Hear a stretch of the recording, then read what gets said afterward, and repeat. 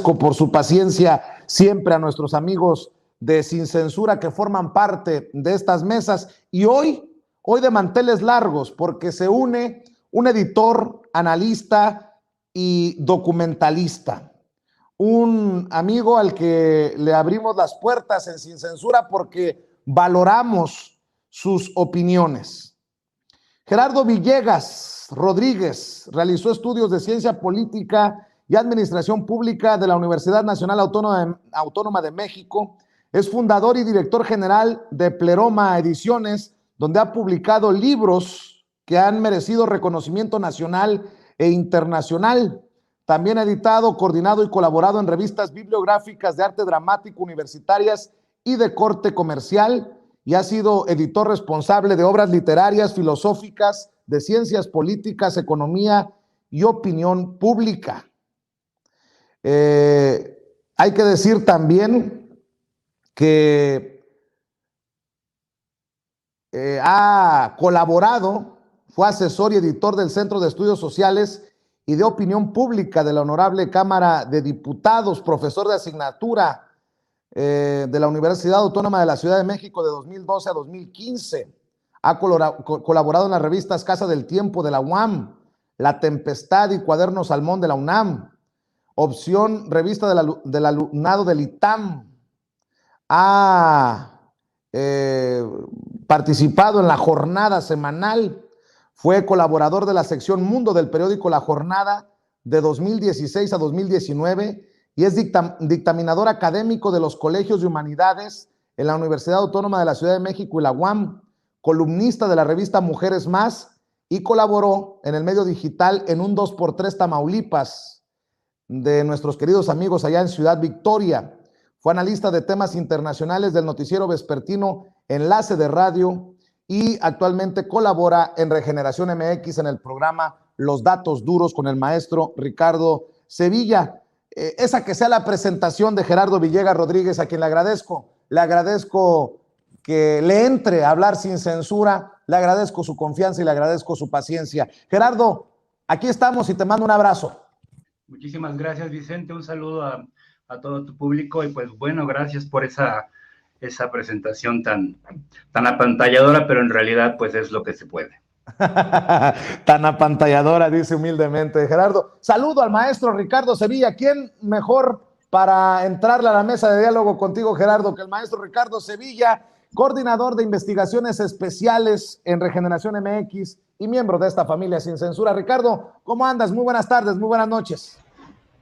Querido Vicente, público memorioso, muy bien, muchas gracias. Ya hasta puse aquí mi librero atrás para poder estar de manteles largos aquí con Gerardo Villegas, quien es un memorioso, un gran historiador y un intelectual hecho y derecho, no como esos que hay en la oposición, y me da muchísimo gusto. Estoy muy bien, muchas gracias, aquí compartiendo esta tarde de análisis. ¿Y qué mejor día para que don Gerardo se sume a las mesas de diálogo que hoy, que le dimos hasta por debajo de la lengua a un académico que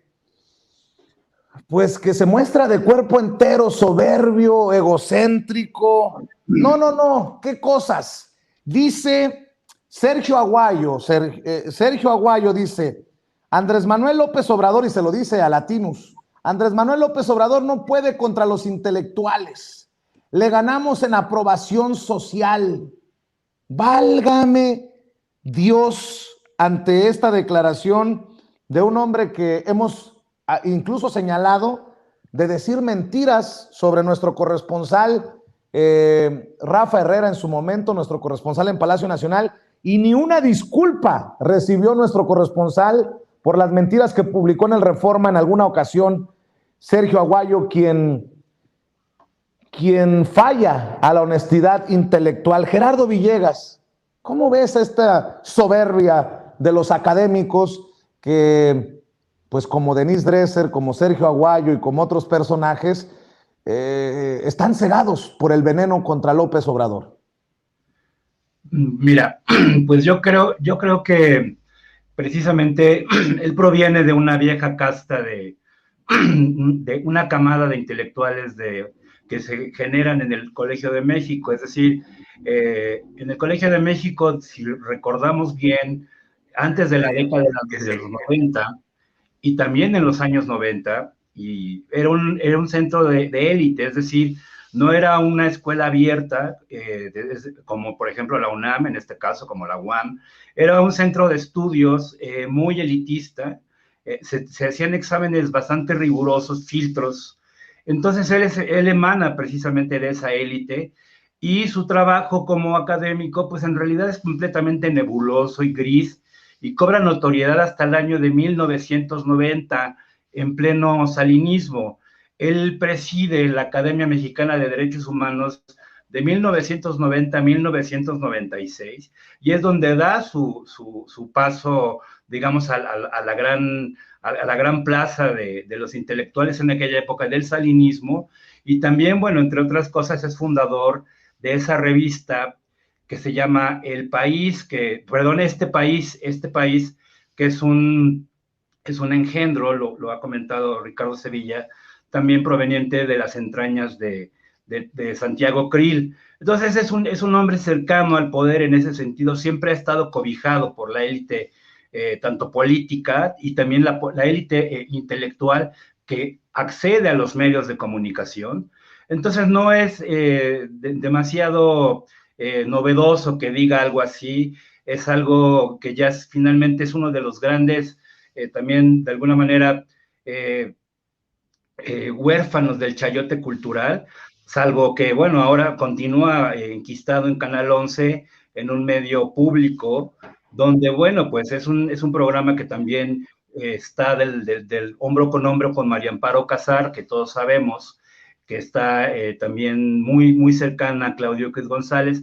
Entonces es una casta intelectual que perdió privilegios precisamente a partir de 2018, y es una casta que también, de alguna manera, sostiene una suerte de supremacismo intelectual. Es decir, si nosotros nos damos cuenta, la plantilla, es decir, el catálogo de intelectuales que han pertenecido a los viejos regímenes, que los han legitimado, como el caso naturalmente de Krause y su relación con el panismo, que data precisamente desde principios de este siglo, ya de manera exprofeso, apoyando directamente a Santiago Krill, pues nos damos cuenta que son intelectuales que están muy dolidos en ese sentido, pero él habla por todos los intelectuales, es decir, no habla precisamente de otro tipo de personajes. Ellos se siguen sintiendo los dueños de la verdad absoluta, y bueno, pues la gente en ese sentido no se lo puede comprar, esa certeza de que la gente tiene mayor preferencia sobre ellos, incluso a nivel estadístico, se me hace algo completamente locuaz. Es decir, proviniendo de un académico de 7 suelas, proveniente del Colegio de México y toda esa tradición, pues me late que ya más bien es va en un tono de desesperación en ese sentido, y yo creo que en ese aspecto el público no debe caer en esa trampa, y realmente es patético, y por otro lado es muy doloroso ver la decadencia de toda esta casta. Me refiero a Aguilar Camín, me refiero a Enrique Krause, me refiero a María Amparo Casar, me refiero al propio Sergio Aguayo, y bueno, y su segunda, y sus seguidores, en este caso, que son los Leo Zuckermans, y toda esta caterva de criaturas que finalmente siguen dando la batalla, pero a nombre de sus patrones. Es decir, no tienen ningún tipo de discurso de corte social, es decir, de corte popular, y su crítica se centra únicamente en ese tipo de payasadas, ¿no?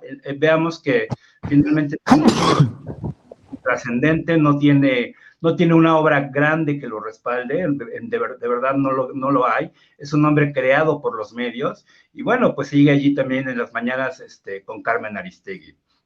Así es, dice don Gerardo Villegas, maestro Ricardo Sevilla, huérfanos, es uno de los huérfanos del chayote cultural.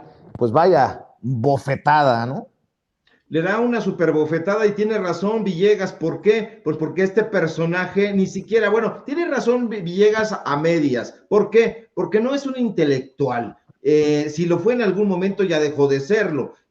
No pertenece al Colegio de México, pero ahí en el Colegio de México regentea a un grupo de jóvenes, ese grupo de jóvenes que también regentea en el CIDE. Qué fuerte palabra usas, maestro, regentear. Lo regentea y lo digo con pruebas. ¿Por qué? Porque ahí los pone a escribir por él. Hay que revisar la columna que firma Sergio Aguayo en el periódico Reforma y que está redactada con la colaboración de sus alumnos, a esos alumnos a los que regentea, a los que esclaviza. Y digo, es un entrefilete semanal, no lo puede escribir, es un becario, forma parte del sistema de investigadores, tiene beca del CONACYT, le pagan en el Colegio de México, le pagan en el CIDE, le pagan en el Canal 11, como dice Gerardo Villegas. Bueno, tiene 22 años ese programa. ¿Qué es lo que está ocurriendo ahí? 22 años al aire y no es precisamente un programa que el pueblo vea, que el pueblo entienda, que al pueblo le interese, y no lo entiende porque simple y sencillamente utilizan una verborrea a modo. Ahí está Amparo Casar, ahí está, bueno, ahí estuvo Carlos Elizondo Mayer Serra, que fue amigo de Sergio Aguayo y que ya no lo es, porque él fue precisamente Carlos Elizondo Mayer Serra quien se encargó en su momento de decir que no contaba con las cartas credenciales para poder obtener una beca del CONACYT. Eso fue lo que dijo su propio amigo y desde entonces ya no son amigos. Ahora es un personaje muy beligerante con López Obrador, es un personaje que se suma a las huestes de Junco de la Vega, al lado de Sergio Sarmiento, al lado de Denise Dresser. Y bueno, esta entrevista que da ahí a Fernando del Collado, hay que recordar quién es Fernando del Collado. Fernando del Collado es un personaje que se va a trabajar a donde mejor le paguen, porque ese es su sino. A la gente ha creído, muchas personas, que se trata de un periodista probo, no lo es, tiene un público al que ha sabido llegar a través de este formato del tragaluz, pero que en su momento le pagaron ahí en Multimedios, le ofrecieron una lana más, es decir, trabajaba ahí en Milenio, le ofrecen una lana más acá en la empresa de Roberto Madrazo, en Latinos, y se va corriendo para allá. Pero Fernando del Collado también trabajó en su momento para la mafia del PAN, para Consuelo Sáizar, para la esposa de Fernando García Ramírez, con la cual hicieron ese negocio, del cual en su momento ya estaremos dando cuenta de aquel catálogo, aquel libro que le regalaron, e incluso a Genaro García Luna, abusados, porque lo vamos a revelar en un par de días, ahí a Fernandito del Collado, a Fernando García Ramírez, y los vamos a encuerar como siempre hacemos, y es que la gente necesita datos duros, querido Vicente. Definitivamente necesita datos duros. Oigan, por cierto,